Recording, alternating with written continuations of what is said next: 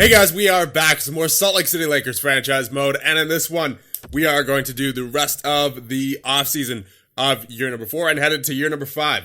And in the last one, we were deciding whether or not to go after Torrey Krug, who is available in free agency, currently 32 years of age. He does fit on defensive pairing 1, but we are not going to be going after Torrey Krug, and the main reason being, other than the pro scout assessment, of course, obviously he fits on defensive pairing 1, which is where he would be if we were to sign him, but for someone like Krug, I would also want him to fit on the power play lines, which he doesn't. And if we were to sign Krug as well, he would just be taking away time from Peyton Dundas for sure, and maybe even potentially Hayden Fleury, which Hayden Fleury's been playing very well for us, and I don't really feel like taking time away from him, because whenever he does get top defensive pairing minutes, as we see by his stats from last year, he actually did very, very well. He played 26.05 of average ice time per game, 43 points. So that's definitely a career high for him. He doesn't shoot the puck too much, but he does manage to get the points.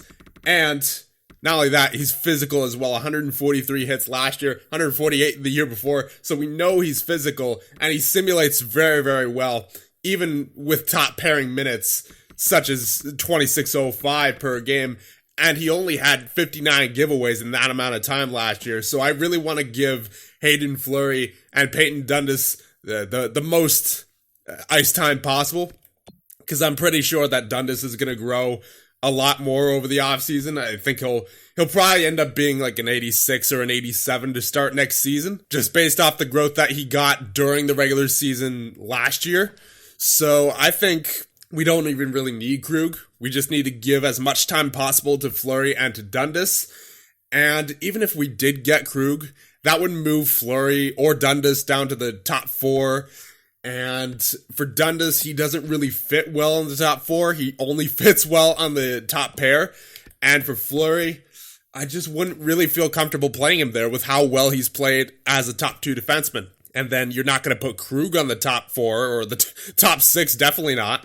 So, and then you also have to consider that you have to give time to Stuart Goddard somewhere. I mean, obviously the roles between Krug and Goddard would be different, but still, there's only 6 defensemen. We have to fit him in there.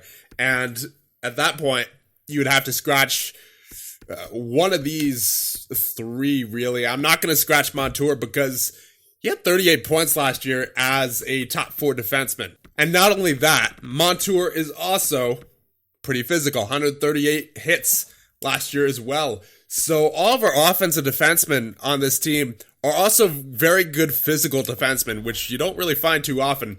So that's why I do not want to go after Torrey Krug. I want to keep our defensive core as it is, with the exception of signing a couple of only one depth defenseman, just to ensure that we have enough depth for the playoffs. And as we take a look at Torrey Krug's stats, obviously he gets a lot done offensively. He takes a massive amount of shots per season, and he's guaranteed at least to be around 50 points, if not more than 50 points. But obviously for Krug, he doesn't hit much. And I think that's something we really need on our back end. I'm not trading Fleury. I'm not trading Manson. I'm not trading Dundas for sure. I'm not trading Montour after the season he just had, because I feel like he could do that again. And then it wouldn't make any sense to play any of those guys on the top 6. So once again, I don't feel like we need Krug, because he's asking as well for 4 years at $10.6 million. And while that's not a problem for the next couple of years, that wouldn't be a problem for the next couple of years for sure, because we're not exactly in the position where we need to unload any cap space right now. We still have $16 million to work with, and we have basically our whole roster signed right now. But because he wants 4 years, and if we take him down to 2 years, he wants even a little bit more. And then since we're taking him down to 2 years, we're going to have to offer him even more than what we would have initially offered him if we were to give him 4 years. That would probably take him to around 11.3. That's just a little too much for someone like Torrey Krug. And especially because he doesn't fit on our power play scheme, it's just, for me, it's not worth it. Again, I would rather give the time to Dundas and to Fleury. However, one guy we are going to go after as our 4th line center will be JT Compher, as I do like the way he simulates defensively. He doesn't give up the puck too much, and he does hit quite a bit. He wins faceoffs. That's all you could really ask for out of a fourth-line center, so we will be signing him to a one-year deal, and we'll give him 2.2 just to make sure he signs. And another guy who we are going to bring in as some defensive depth as an 8th defenseman, just in case we need him, is Dylan DeMello. He's very cheap, wants pretty much a minimum contract for only 2 years. We're going to give him 1 year, of course, but nonetheless, it can't hurt to sign DeMello. And one more signing is going to be Michael Hutchinson. He also wants a minimum contract. He's a 79 overall. Can't hurt to get a third NHL caliber goaltender in there. And the part that impressed me about Hutchinson is that he actually has a pretty decent save percentage in 21 games played.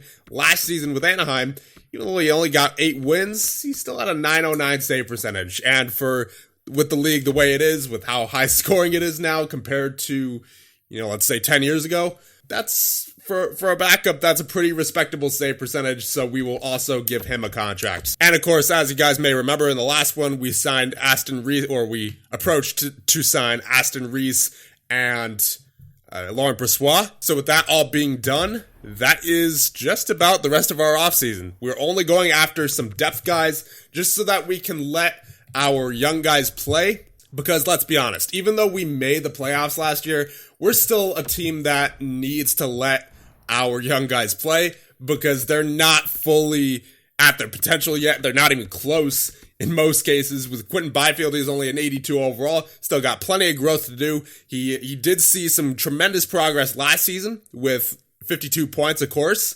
And he went from a 79 basically to an 82 over the course of the season. But these guys are nowhere even close to where they should be. And the only way that they're going to get there is by playing more minutes and by signing veterans that are going to take up space in the top 6. That's not exactly the most efficient way to do that. So we just have to let guys like Wright, Plekanec, Byfield play it out. We can't go and sign, let's say, someone like Austin Matthews. I saw Austin Matthews was in free agency. I mean, we in theory can afford him as far as cap space goes.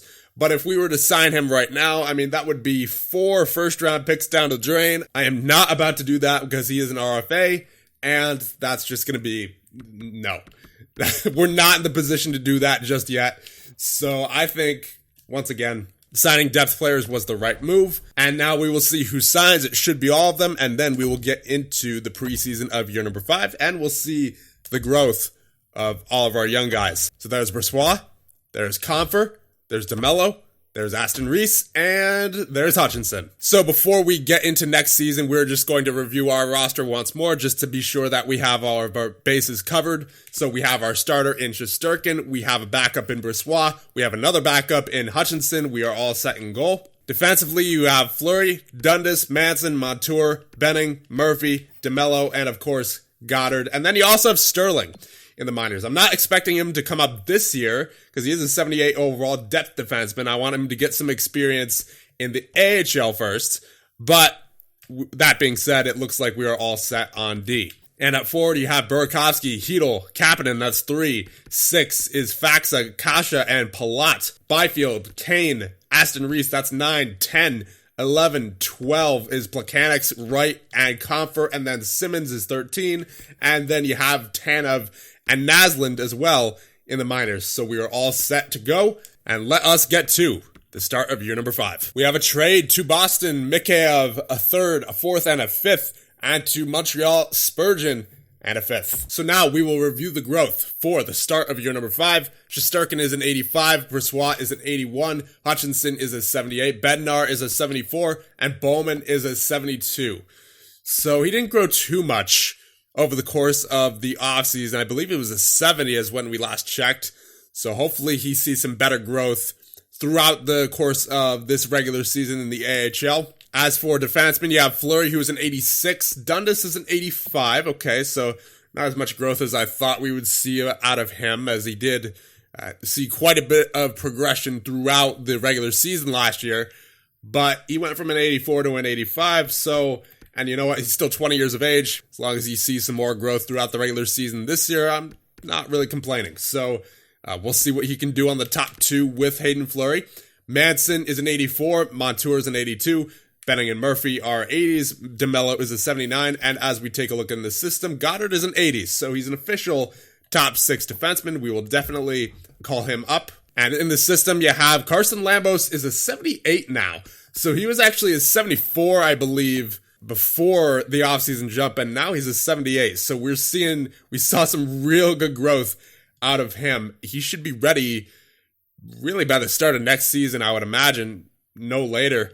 Nicholas is a 76, Andronov 65, Vandermeer 63. And for forwards, you have Kapanen, Hedl, and Burakovsky, all 86s. Kasha and Faxa, both 85s. Byfield's an 83.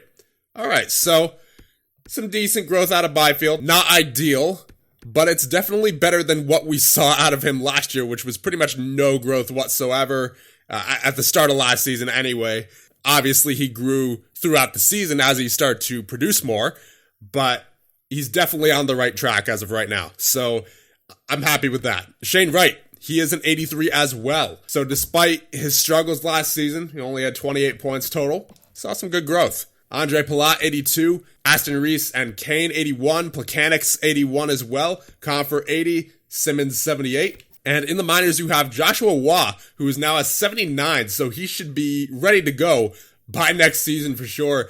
We are looking very good as far as our prospect development goes. You got Waugh, who's almost ready. You've got Lambos, who's almost ready. Of course, you got the prospects who we just drafted in what's their names? Naslund and Sterling. And then, of course, you got Gunther's now a 77. Tanev is a 78, who we have in the minors for some depth. So we're looking good. So now we have our lines, and pretty similar to last season, Kasha, Faxa, and Kapanen make up the first line. Second line, Hedl, Byfield, and Burakovsky. Third line, you have Plekanec, Wright, and Kane. And then the fourth line is Palat, Confer, and Aston Reese. The reason Palat is on the fourth line is because, where else do you put him?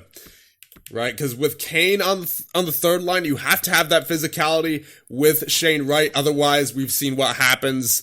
And especially with Plekanec there, we don't know how he simulates yet. I definitely wanted someone who was physical there, and Palat is not. And our only other option was Wayne Simmons. He dropped down to a 78, but I still wanted to get Palat in there because last season, he was not on the power play. He had 42 points in 11:31 of ice time. So we had to get him on there, even if it was just on the fourth line. But he's not just on the fourth line. He is also on the power play. Speaking of which, power play lines, Wright, Faxa, Hedl, Dundas, and Plekanec. Then you have Palat, Byfield, Burakovsky, Montour, and Fleury. Now, the power play lines were very interesting because there was a couple of players who I had to take off the power play that I didn't really want to. Kasha and Kapanen were originally on there, but they are not now, as we have rookies that we want to grow, such as Plekanec. We have guys like Wright, Dundas, Byfield, who we also need to grow offensively. Then Fleury was really good offensively. Montour was really good offensively last year. Palat, of course, with that 42-point season with no power play time.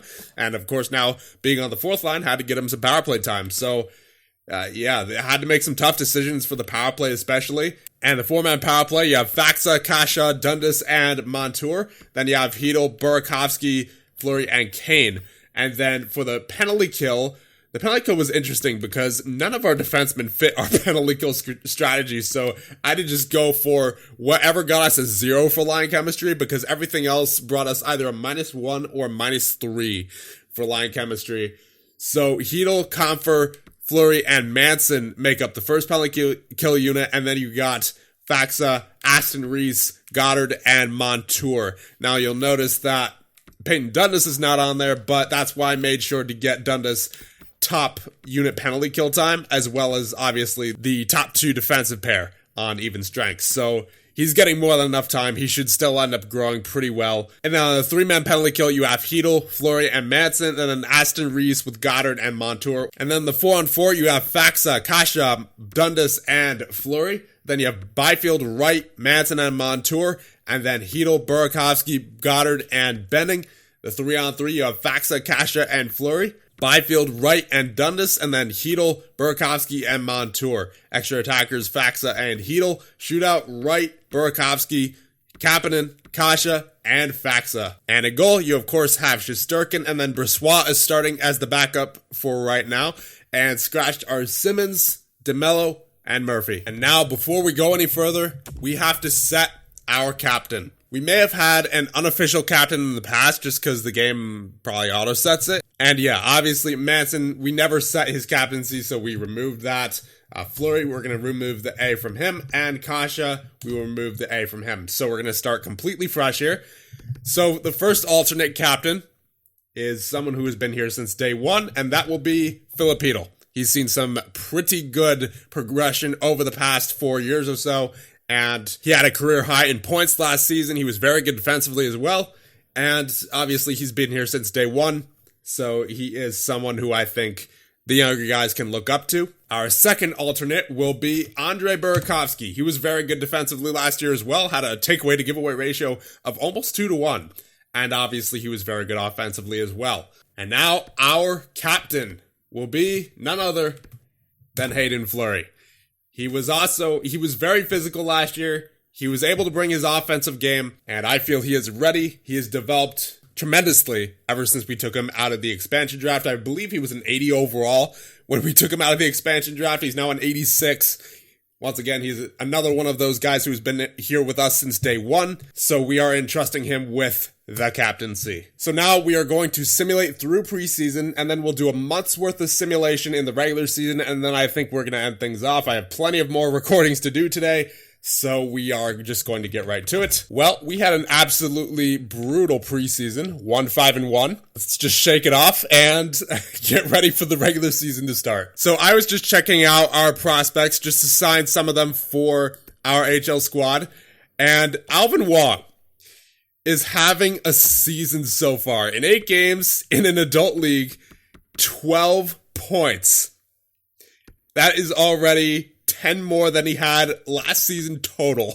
And the NHL season hasn't even started yet. Oh man. We might see some tremendous growth out of Alvin Wong. He's someone to keep an eye on for sure. Honestly, I think keeping Sterling and Naslund in Europe would be for the best, just to let them dominate there. And then we bring them over to North America next year. I think that would be the right idea for them. And obviously for Alvin Wong, I mean, you kind of have to keep him over there since he's dominating this much as a defensive defenseman. I mean, yeah, you kind of have to leave him there, don't you? Cedric Hall, he is not old enough for the AHL, so we will not be signing him. There's Bergfors, there's Langlaw. I mean, none of these guys are really worth signing at the moment. So I suppose we will just leave that be for right now. Just going to make sure that our prospects are playing as much minutes as possible down here in the AHL. So mainly just Vasunov, Gunler, and I think Nicholas. Yeah, I think those are the only guys who we're really concerned about down here, in addition to Bednar and Bowman. So I think we'll take Hutchinson out of there for right now. We'll get Bowman in, and then we just need to make sure that Gunler, Vasunov, and Nicholas are basically everywhere possible. So now we are at the start of the regular season, and we are going to do the same thing as last season, except for this time, we are going to try to see the first goal of Radek Plekanec's. Although we're not going to be going into any third period because it's already been a fairly long video. We'll save that for the next one. So for right now, we are going to get into this game against Boston and see the slow simulation, and hopefully Plekanec gets his first goal in his first game, first period. And that will be a 1-1 tie. Sherry and Aston Reese on Hellebuck. Second period, you have a still 1-1 tie. Okay. Third period, and still a 1-1 tie. Going into overtime, shootout, and they get the 2-1 victory. Jones in the shootout on Shesterkin. So at least we got a point out of that game. But now we have Montreal to worry about, and hopefully we see his first goal right here. First period, you have, oh boy, a 3-1 lead for Montreal, Paling, Suzuki, and Kokniemi against Brossois, who is in there. Okay, so that makes a little sense there, as it's not Shesterkin in net. Faxa gets the goal on Price, but we are down by 2. Second period, oh boy, Johnson on Brossois. Third period, and a 5-1 loss, Matei on Brossois as well. It's a rough game for Brossois. And now we have Colorado, so hopefully we have Shesterkin in net this time. As that was not a good game there by Brossois. First period. And that'll be a 3-1 lead for us. Lazar on Brossois in there again. For a back-to-back? That's a yikes. but we're up by 3, or by 2, I should say. We scored 3 goals, so I can't complain at the moment. Kasha, Kane, and Fleury with the goals on Leonard. Second period, all right, nothing doing. Third period, and the goal by Lazar, but we win 3-2. So we didn't get to see Radek Plekanec's first NHL goal as of yet, but that was our first win of the season, so I can't complain too much there. Although, I am wondering why Brossoit got the start on a back-to-back, especially when he didn't play too well in that game against Montreal. It's a bit curious there, but now we have the Anaheim Ducks to worry about. So, let's get the win here, and hopefully a first goal for Radek Plekanec's first period. You have a goal for Josh Manson on Gibson on his old team. Second period, and there is a 2-goal performance by Shane Wright so far. Maxime Comtois with the goal on Brossoit. Brossoit again? Really? What is going on? Why is Shesterkin not playing? That is what I want to know. I mean, again, I can't complain at the moment since we're winning, but why? Third period, and that'll be a 4-1 win. Kapanen on the empty net from a sharp angle, and we win 4-1. So, Edmonton, it should be interesting. Will Mr. Shesterkin get this start here, or will it be Brossoit once again? That's the real question right now. It's not a matter of whether Plekanec will score his first goal. It's a matter of who's in net. That's what I'm curious about right now. First period, that will be a goal for Dundas on Skinner, and then, okay, Shesterkin is in net, but Stevenson and McDavid score on him in the first period. Shots are 16-9. You hate to see it. Second period, that'll be a goal for Pajot on Shesterkin as well. Shots are 27-17. They're massively outshooting us. Let's hope we can get some shots here in the third. Third period, oh boy. Yamamoto and Draisaitl and Shesterkin, so neither of our goaltenders are really being consistent throughout the start of this season so far. Obviously, Brossoit had that rough game against Montreal, but then 2 solid games against Colorado and then against Anaheim. And then Shesterkin had a solid game here against Boston, but a rough game against Edmonton. So a bit of a shaky start to the season. But being a young team, that's not exactly the biggest surprise. So I think all that we can hope for at this point is to straighten ourselves out and just have a better end to the month and just keep improving. So here we go. Game against Washington and nothing doing. All right, that's fine. Shots are pretty much even. Second period, that is a goal for Kapanen on Samsonov. So we are leading in the shots department now 23-19 and on the big board 1-0. Third period, and that will be a 2-2 tie now. Ovi and Carlson on Shesterkin, but Kasha on Puroinen. Overtime, shootout, and we win in the shootout. Wright and Burakovsky on Puroinen. We get our third win of the season. And we have yet to see a goal by Radek Plekanec, unfortunately. But at least we have a winning record right now. So that's all I can really ask for at this point. It's a better start than we had last season, that's for sure. So game against Dallas now. Will we see Radek Plekanec's first goal? And I hope I'm not jinxing him by saying that. I probably am, knowing me anyway. First period, we have nothing doing. Dallas massively outshooting us 13-5. Don't like to see it, but you like to see the goaltending performance that we're getting so far. Second period, and that'll be a 1-1 tie. Kasha on Comrie, but then Ben on Brossoit is in there again.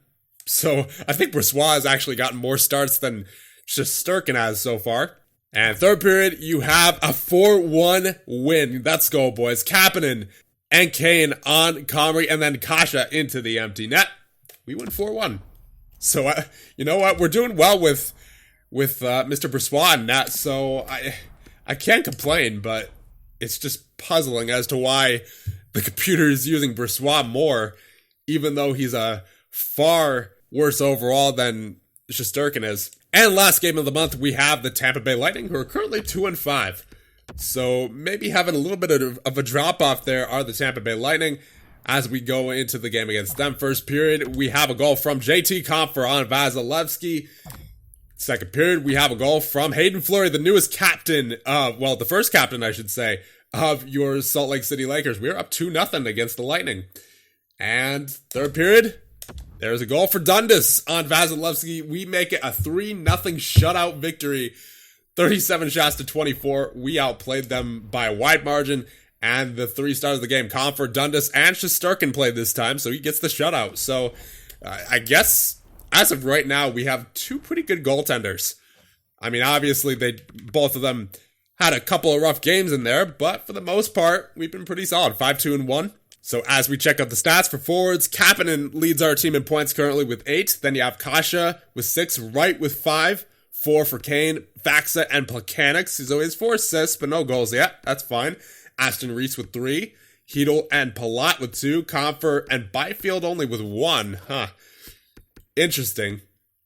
Hopefully he gets going. I mean, obviously, we've come to expect some slow starts here, but after the second half of last season that he had, that definitely was not expected out of Byfield, so hopefully he can get going here after the first month. Burakovsky with no points as well. I know, obviously, we're only a few games into the season here, but still a little concerning. And on defense, you have Peyton Dundas with 5 points so far. Then you have Fleury and Manson with 3 points, Montour with 2, Benning with 1, Goddard with none. That's fine. Goddard is a defensive defenseman. As long as he plays well defensively, that's all I care about from him. And hits for defensemen, you have 13 for Montour, 12 for Fleury, 10 for Manson, 9 for Goddard, and 3 for Benning and Dundas. Not really going to look at takeaways to giveaways for defensemen. We know they're all over the place. So let's take a look at faceoffs here. Hedel so far is a 65%, although he's only taken 20 faceoffs. Byfield is a 51.4%. Faxa, 49%. Comfer, 48.3%. And Wright, 41.7%. That's unfortunate from Wright. Though I will leave him at center because we've seen centers in the past that have been bad at face-offs that get gradually better as their career goes on and as they get older, and sometimes they even get significantly better, such as Jack Hughes, who we saw in the New Jersey GM mode. I believe he started out somewhere around 46% on face-offs to start his career.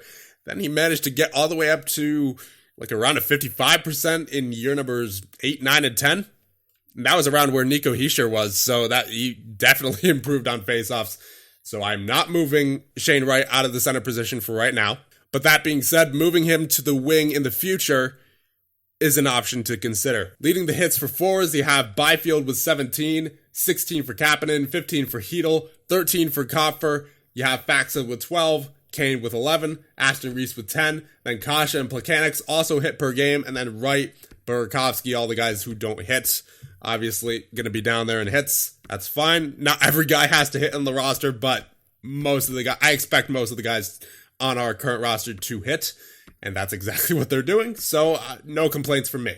And takeaways to giveaways, Burakovsky doing very well so far, 12-5. Wright is also doing very well, 9-4, 8-3 for Kapanen, 7-2 for Comfer. He was a good pickup so far. 7-4 for Byfield, 4-9 for Aston Reese, 4-1 for Kane, 4-4 for Palat. Faxa, decent. Kasha is also pretty decent. Hedel could be much better, 1-8 so far. And Plekanec 1-5. So that's a bit unfortunate, but he is getting some offense as of right now. And obviously you don't want to take away defensive responsibility from anybody, but being that this is more of an offensive NHL, I kind of want Plekanec to be able to focus offensively. Then he gets his overall up there, and then once he gets his overall up there, then he can start focusing more defensively. And obviously that's why we have veteran forwards such as Burakovsky, Kapanen, Comfer, who are all good defensively to make up for the fact that Plekanec isn't great defensively at the moment. And in goal, you have Bressois with a .921 save percentage in 4 games, and then Shesterkin with a .929 in 4 games. Yeah, they're doing pretty well. A shutout for Shesterkin. 3 wins for Bressois, so Bressois has more wins, but Shesterkin has the higher save percentage. So, I mean, you can't really complain out of either of these guys at the moment. We're having a solid start to the season. We'll check out the team stats here, and then we'll end things off. Goals for per game. We are currently sitting 6th in the division at a 2.38, so we're not scoring goals, but luckily we are keeping the puck out of the net. We are currently tied for 2nd in the division for goals against per game at a 2.13. And unfortunately, the power play is brutal to start out the season. 10.5% on 19 opportunities. That has to be better. And the penalty kill is also brutal. A 71.4. 6 power play goals against on 21 opportunities. So even though our goals against is way down there at 2.13, our penalty kill is, for some reason, very bad. So if we were to improve our penalty kill, just think about how much that would improve our goals against per game. So we should definitely take a look at the power play and penalty kill lines. But other than that, there's really no reason to mess with anything else. So here are the current power play lines. You have Wright, Faxa, Hedel, Dundas, and Plekanec, and then you have Palat, Byfield, Burakovsky, Montour, and Fleury. And then on the penalty kill, you have Hedel and Coffer with Fleury and Manson, Faxa and Aston Reese with Goddard and Montour. Let me know what we should change about the penalty kill and the power play, and that'll be just about it for this one. So I will see you guys in the next one when we continue on with year number 5, and we look to make our second playoff appearance in as many years. So that being said, I will see you guys in the next one.